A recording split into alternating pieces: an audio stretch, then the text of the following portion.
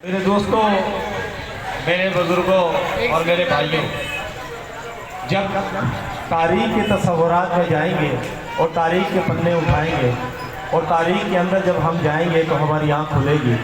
तो मैं ये बात कर रहा था कि आंसू निकलेंगे, आंसू रवा होंगे तो बंद होने का नाम नहीं लेंगे।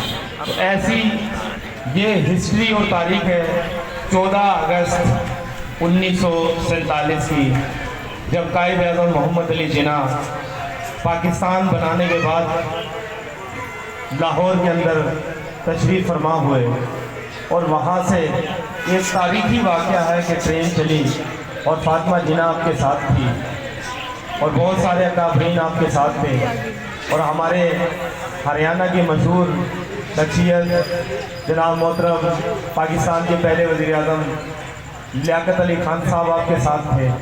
तो एक जश्न का समा था कि आज हमने ला इलाहा इल्लल्लाह की बुनियाद पर एक भारत को, एक इंडिया को, जो कि पूरी दुनिया को सभी गुमराह कर रहा था कि बड़े सगीर के अंदर एक कौमी नज़रिया है, अल्हम्दुलिल्लाह कायद आज़म मोहम्मद अली जिन्ना ने उसको 2 कौमी नज़रिया साबित किया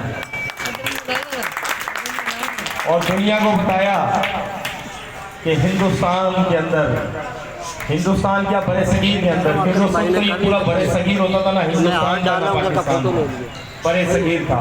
फोटो नहीं भाई, ये वीडियो। तो जब इसका बंटवारा हुआ तो कांग्रेस ने कहा कि भाई हिंदुस्तान के अंदर तो एक कौम रहती है जिस कौम का नाम है हिंदू, जो देवताओं को पूजते हैं, जो हिंदुओं को अपना खुदा मानते हैं। जब बारिश नहीं होती तो एक बुत के सामने खड़े होकर बारिश की बंदतें मांगते हैं और जब औलाद नहीं होती तो औलादों के लिए बुतों से औलाद मांगते हैं।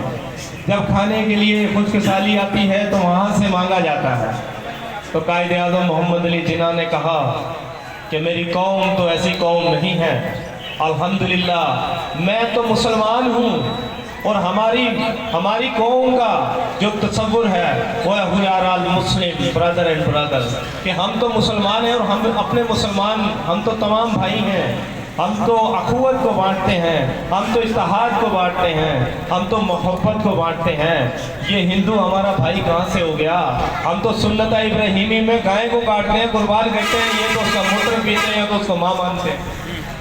तो मेरे दोस्तों, ये मुल्क ऐसे नहीं बना जब हिंदुस्तान की एक बड़ी ताकत को, हिंदुस्तान की एस्टेब्लिशमेंट को जब ये पता चला कि मोहम्मद अली जिन्ना एक मुस्लिम लीग की बुनियाद रख चुके हैं और कायद आज़म मोहम्मद अली जिन्ना इलामा इकबाल रहमतुल्लाह अलैह के साथ मिलकर, लियाकत अली खान के साथ मिलकर, सर सैयद अहमद खान के नजरिए के मुताबिक, मुसलमानों के हुक्मरानों के नजरिए के मुताबिक, उस वक्त के रहनुमाओं के नजरिए के मुताबिक पाकिस्तान की लाइन को सीधी कर पाकिस्तान बनाने के लिए तैयार खड़े हैं और 14 अगस्त 1947 को ये मुल्क अल्हम्दुलिल्लाह उनकी मेहनत से, उनकी काविशों से और हमारे बुजुर्गों की कुर्बानी से मार्जे वजूद में आया, जिसका नाम पाकिस्तान है। आज मेरे दोस्तों, जब ये पाकिस्तान बना तो एक बहुत बड़ी साजिश से मैं आपको पर्दा उठाता हूँ। मेरे बुजुर्ग पीछे बैठे हैं, उनको पता होगा कि जब हिंदुस्तान का बंटवारा हुआ, जब बड़े सगीर का बंटवारा हुआ तो वहाँ की जो आर्मी थी, जो फौज थी, वो ऑलरेडी स्टेबल थी। वहाँ पे फौज ऑलरेडी ड्यूटियाँ कर रही थी। ब्रिटिश के नीचे मुसलमान और हिंदू जितने भी थे वो सब नौकरियाँ और करते थे, पेशा माराना, फौज के अंदर, पुलिस के अंदर और सब जगह डिपार्टमेंट बने हुए, तो इनको जो है इनकी ड्यूटियाँ इनको दी हुई थी। तो जब पाकिस्तान और इंडिया बना तो 14 अगस्त को पाकिस्तान मार्जे वजूद में आया तो उस वक्त एक आवाज़ उठी कि जिस आर्मी ने, जिन लोगों ने पाकिस्तान के साथ जाना है तो वो पाक आर्मी के अंदर आएगा और जिसने हिंदुस्तान के अंदर रहना है तो वो भारत की आर्मी में आएगा, इंडियन आर्मी में आएगा। तो उस वक्त इंडिया ने एक क्या साजिश की कि पाकिस्तान को स्टैब्लिश होने में टाइम लगेगा, पाकिस्तान को अभी संभलने में थोड़ा टाइम लगेगा। जो रियासतें मोहम्मद अली जिन्ना के साथ आना चाहती थी, रिसेंटली आपने न्यूज़ पे देखा होगा और हमारे प्राइम मिनिस्टर इमरान खान साहब की तरफ से आपने देखा होगा कि पाकिस्तान का एक नया नक्शा जारी किया गया, एक नया मैप जारी किया गया रिसेंटली, अभी 10 दिन पहले की बात है। और उस नक्शे के अंदर जब हम कमरों में बैठ के रोया करते थे, बातें करते थे कि हमारे साथ ये जुल्म हुआ, हमारे साथ ये ज्यादती हुई, कम से कम हमारे प्राइम मिनिस्टर ने तमाम सियासी वाबस्तगियों से बालाए ताक होकर हमें जो है ना उनको खिराज तहसीन पेश करते हैं। पाक फौज को भी हम खिराज तहसीन पेश करते हैं कि हक और सच का नक्शा जारी किया। उस नक्शे के अंदर आपने देखा होगा कि पूरा कश्मीर पाकिस्तान के साथ है, और उसके बाद थोड़ा सा आगे चला जाए तो जूनागढ़ की रियासत है।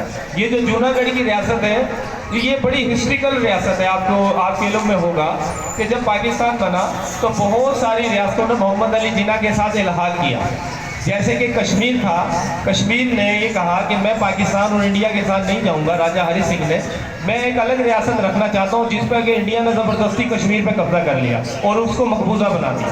हालांकि हमारी साइड का जो कश्मीर है, आज़ाद कश्मीर, हमने हिंदुओं से और इनसे आज़ाद करवाया, इनसे इंडियन से।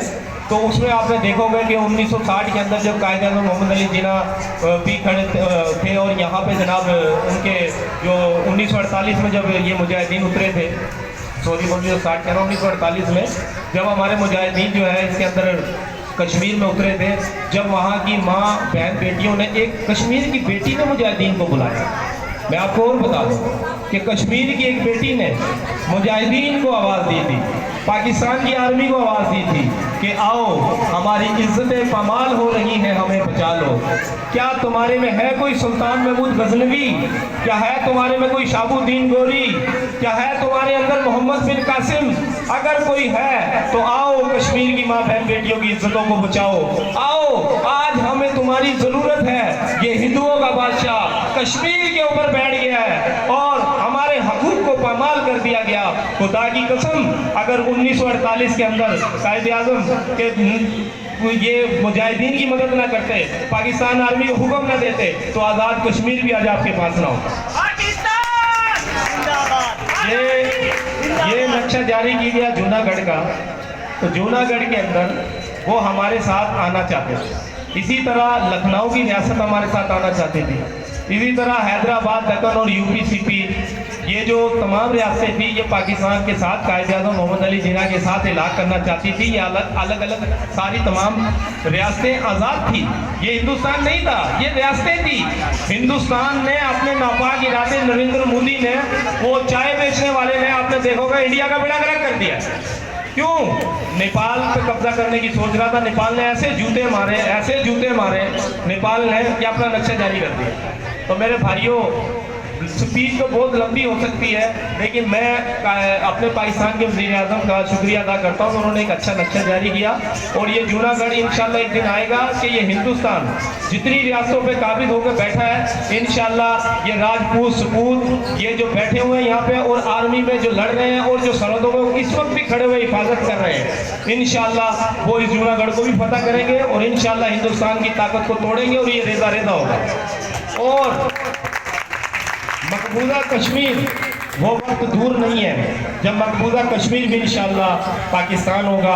और पाकिस्तान इंशाल्लाह हमारा शुरू से नारा रहा है कि कश्मीर बनेगा, कश्मीर बनेगा, और इंशाल्लाह ये वक्त दूर नहीं है कि कश्मीर पाकिस्तान बनेगा। और अभी मैं आपको बताता हूँ कि भारत ने एक बहुत बड़ी गहरी साजिश चली है पाकिस्तान के अंदर। आज आज़ादी का दिन है, हमने चौकन्ने रहना है, हमने चौकस रहना है। इंडिया के पास पूरी दुनिया के अंदर इंडिया अकेला हो चुका है, तनहा हो चुका है, उसको जूते पड़ चुके हैं तमाम मुल्कों की तरफ से। बांग्लादेश ने उसको जूते मारे। क्यों? क्योंकि बांग्लादेश को 71 में मुक्ति पानी बनाकर पाकिस्तानी आर्मी की यूनिफॉर्म पहनाकर वहाँ की औरतों की इज्जत को लूटा गया और पाकिस्तान आर्मी के खिलाफ प्रोपेगेंडा किया गया और उनके जज्बात को उभारा गया, वो हमसे तोड़ा गया। तो ये सारी बातें ओपन हो चुकी हैं। नरेंद्र मोदी ने ढाका में जाके कहा कि हमने पाकिस्तान के 2 टुकड़े किए, तो 2 कौमी नजरिए को हमने पैरों के नीचे मसल दिया था। मुसलमानों, अब तुम होश के नाखून लो और देखो कि हिंदू बनिया कैसी तकरीरें कर रहा और किस तरह। और इंशाल्लाह हमारी जान रहे ना रहे, हम रहे ना रहे, ये पाकिस्तान भी कायम और दायम रहेगा और 2 कौमी नजरिया दुनिया की कोई ताकत खत्म नहीं कर सकती, वो कायम और दायम रहेगा। एक मुसलमानों का नजरिया और एक हिंदुओं का नजरिया। हम कभी हिंदू थे, ना है और ना होंगे। हम कभी भी इंशाअल्लाह अखंड भारत का जो सपना है वो पूरा नहीं होने देंगे। और अभी पाकिस्तान के अंदर ये साजिशें चल रही हैं कि पाकिस्तान को तोड़ने की साजिशें चल रही हैं कि इंडिया जो है वो दुनिया में अकेला हो गया। वहाँ से चाइना ने लद्दाख में उसको जूते मारे, वहाँ से उनकी फौज को भगाया, बांग्लादेश ने जूते मार दिए, ईरान ने तमाम एग्रीमेंट अपने ख़त्म कर दिए। और उसके बाद आप चले जाएं जो है नेपाल की तरफ, नेपाल ने उनकी पुलिस को मारा, उनकी फौज को मारा और अपना नया नक्शा जारी कर दिया। तो इंडिया जो है कंप्लीट पूरी दुनिया के अंदर अकेला हो चुका है। और इस वक्त पोजीशन ये है कि वो पाकिस्तान की आवाम को उसकी फ़ौज के सामने खड़ा करना चाहता है। ये चाहता है कि पाकिस्तान की आवाम उसकी फ़ौज के सामने खड़ी हो जाए, उसको बुरा भला बोले, क्योंकि हमारी फ़ौज अल्हम्दुलिल्लाह अल्लाह पाक ने उसको ईमान का जो जज्बा दिया पूरी दुनिया की फ़ौज के अंदर नहीं है। और इस वक्त पाक फौज पूरी दुनिया की बेहतरीन फौज है, पेशा वराना तमाम चीज़ों से लेस है। अल्हम्दुलिल्लाह हमारी एयरफोर्स मजबूत है, हमारी बहरी बेड़े मजबूत है, हम हर तरह से मजबूत हैं। और सबसे मजबूत हमारे पास जो ताकत है वो है ला इलाहा इल्लल्लाह मोहम्मद रसूलुल्लाह। मेरे दोस्तों, टाइम की बड़ी कमी है, मेरे बुजुर्गों टाइम की बहुत कमी है। मैं ये कहना चाहता हूँ कि अपनी फ़ौज के साथ खड़े हो जाओ, पाकिस्तान के साथ खड़े हो जाओ। हम रहें न रहें, आर्या का ये नारा है कि पाकिस्तान इंशाल्लाह जिंदा रहेगा। और जो मेरे दोस्तों ने बातें की हैं यहाँ पे, मैं ये कहना चाहता हूँ 14 अगस्त के दिन में कोई बात नहीं करूँगा, सिर्फ एक मैसेज देना हमने पाकिस्तान का कि हमने अपने मुल्क के लिए जीना है। जितने भी पाकिस्तान की दूसरी कौमें हैं उनकी हमने हेल्प करनी है, उन भाइयों को हमने साथ लेके चलना है। हमारे महल्ले के लोग हमसे खुश होने चाहिए, हमारे शहर के लोग हमसे खुश होने चाहिए। हमारी दूसरी बरादरी, जितनी भी बरादरी, हमारी शेख बरादरी, मुगल बरादरी, हमारी अंसारी बरादरी, हमारी जितनी भी बरादरी हैं, तमाम बरादरियों को हमने साथ लेके चलना है। जिस तरह इंशाल्लाह हम माजी में हम लेके चलते रहे हैं, हिंदुस्तान से हमारे साथ माइग्रेट करके जो लोग आए, आप जानते होंगे, बुजुर्ग मेरे बैठे हैं, कि हमें जब हम जवान हो गए, हमारी शादियों की बड़े हो गए, जब हमें पता चला कि ये हमारा चाचा ऐसे नहीं है, ये तो हमारा अंसारी भाई है, हमारा शेख भाई है, हमारा मुगल भाई है, लेकिन वो हमारे लोग हैं, वो भी हमारे लोग हैं। इंशाल्लाह हमने सबको साथ लेके चलना है। और राजपूत वो है, राजपूत किरदार का नाम है। किरदार क्या है? जो सबको साथ लेके चलते हैं, किरदार का नाम है राजपूत। अगर राजपूत के अंदर किरदार नहीं है तो वो राजपूत नहीं है। अगर किरदार ही नहीं है फिर किस चीज़ की राजपूती है? राजपूत तो वो है जो सबको साथ लेके चलता है, सबकी खुशी गमी में जो है अपनी खुशी गमी समझता है, सबके दुख को अपना दुख समझता है। अभी तो आगाज़ है, आगाज़ तो है बिस्मिल्लाह से, अंजाम खुदा जाने। और तुंदिए बात मुखालिफ से ना घबराए काब, तुंदिए बात मुखालिफ से ना घबराए काब, ये तो चलती है तुझे ऊंचा उड़ाने के लिए। और वो मर्द नहीं जो डर जाए हालात के खूनी मंजर से, वो मर्द नहीं जो डर जाए हालात के खूनी मंजर से। जिस दौर में जीना मुश्किल हो उस दौर में जीना लाजम है।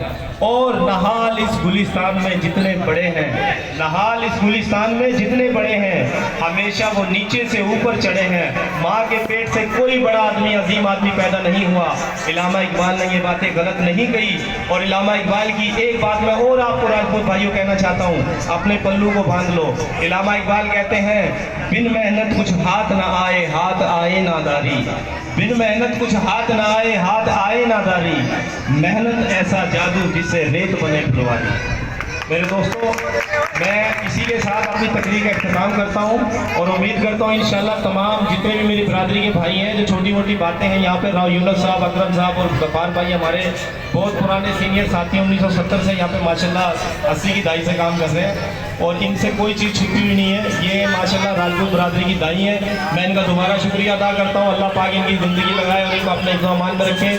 राव यूनुस साहब बहुत मुखलिस आदमी है, अल्लाह ताला इनको दे। हम सिर्फ और सिर्फ खालिस्तन अपनी कौम के लिए काम कर रहे हैं। हमें कोई लालच नहीं है, कोई हमें पैसे का लालच नहीं है, कोई हमें ताल्लुकात का लालच नहीं है। अल्लाह ने ताल्लुकात भी दिए, अल्लाह ने पैसा भी दिया, अल्लाह ने इज्जत भी दी। आप बुजुर्गों का बस साथ चाहिए।